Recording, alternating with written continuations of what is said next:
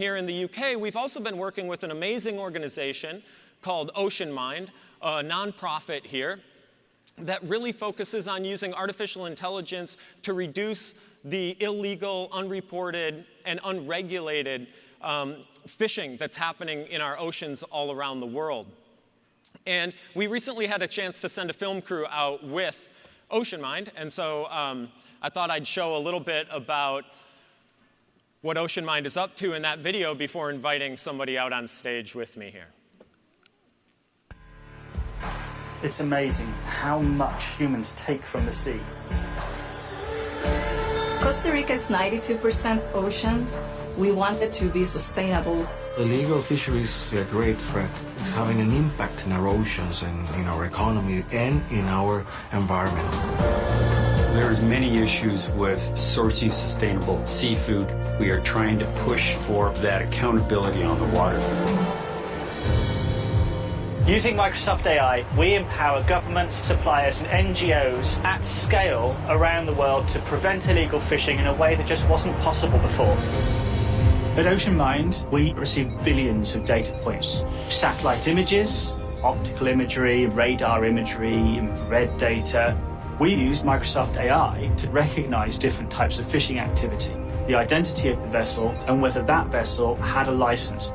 We find the suspicious activities so that our analysts can look and investigate it, and governments can enforce more effectively. Now we have data, we can identify vessels, we can identify patterns of illegal fishery and support the Coast Guard. The ability to have third-party verification is crucial in protecting us and our brand as we sell seafood throughout the world. We are making our first API available through Microsoft AI for Earth to anyone who wants to help fight illegal fishing. The time for taking care of the oceans is now. We have the capabilities to change the needle on the sustainability of fishing. I am convinced that we will make a difference.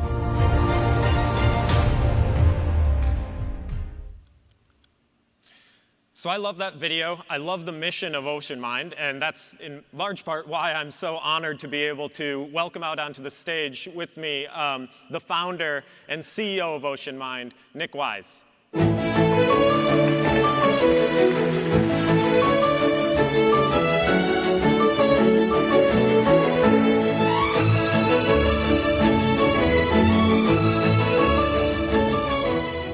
Thanks, Lucas.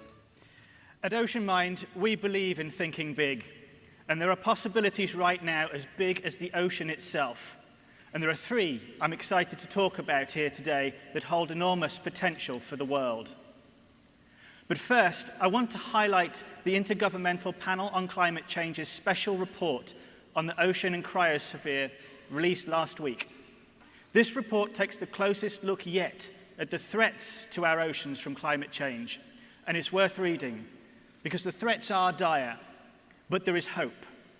By preserving biodiversity, promoting healthy ecosystems, and leaving more fish in the ocean to grow up and grow old, we can help the oceans hold out for longer. And so the first of the three strands we're working on is to make fishing sustainable, observing well-managed marine protected areas to build resilience and to help feed a growing population. Next, we're working to end slavery in fishing and protect lives and livelihoods. And we're protecting undersea cultural heritage for future generations. These are not fantastical goals, but achievable objectives thanks to the scale and power of Microsoft AI.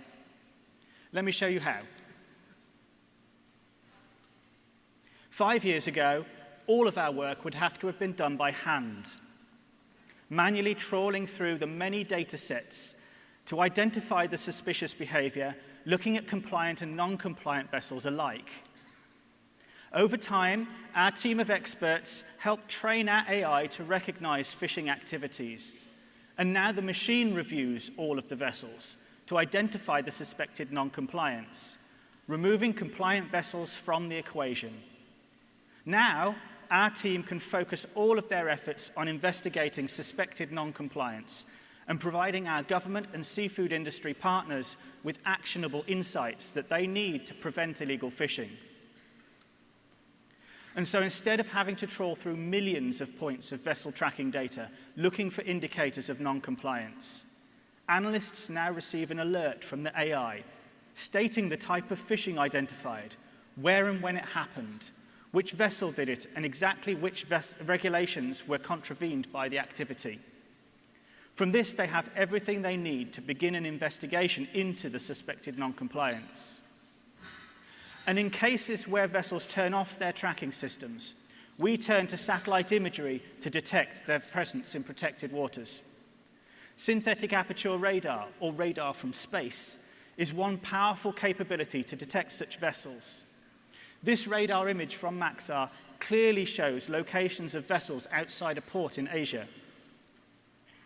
And in the daytime, when there are no clouds and it's possible to get fantastic pictures from satellites, this free satellite image from the European Space Agency clearly shows vessels navigating an estuary to and from port.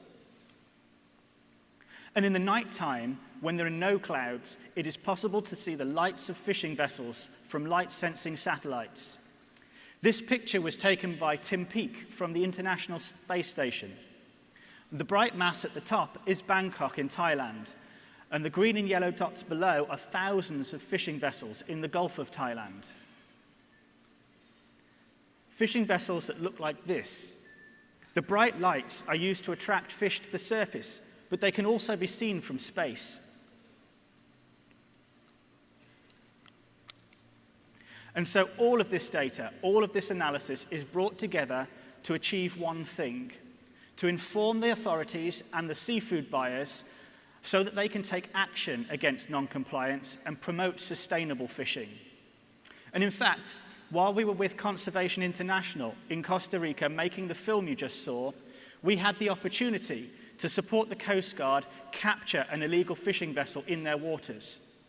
And just before this event, our team flew out to Thailand to support the Thai government in their arrest of another vessel wanted by Interpol for illegal fishing and possible slavery. We're now adapting our technology to move beyond fishing. We're training the AI to detect indicators of modern slavery and human trafficking on fishing vessels with Humanity United and the Freedom Fund. And in partnership with Microsoft, we now have the capacity to end modern slavery on the oceans within 10 years. And we're partnering with the Maritime Archaeology Sea Trust, or MAST, in the UK, to teach AI to detect illegal salvage activity over protected war graves and wreck sites. But none of this would be possible if it wasn't for the developments in the scale and accessibility of AI. And thanks to Lucas and everyone at Microsoft, we can continue to think even bigger as we pioneer new ways to mind the world's oceans and make the world better for us all. Thank you. Lucas.